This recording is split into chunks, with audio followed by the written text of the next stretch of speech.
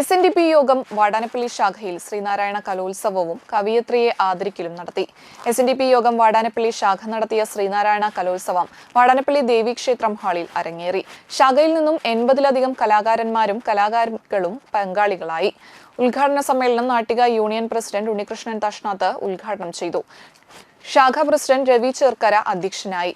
Board member Prakash കടവിൽ മുഖ്യപ്രഭാഷണം നടത്തി. കവിയത്രി ഉഷ രവീന്ദ്രനെ ഗുരുദേവ പുരസ്കാരവും പൊന്നാടയും നൽകി ആദരിച്ചു. സെക്രട്ടറി നാരായണ ബാബു, ജയന്തി ആഘോഷ committee chairman CP Jayaprakash, convener CV Sunilkumar, KA Rahulan, Balaji CD, Pavithran തറയിൽ, Sugathan IK, വിപുനാഥ് VK, Jayarajan VS, Anilkumar CB എന്നിവർ സംസാരിച്ചു. കലോത്സവത്തിൽ പങ്കെടുത്തവർക്കെല്ലാം സമ്മാനങ്ങൾ നൽകി അഭിനന്ദിച്ചു.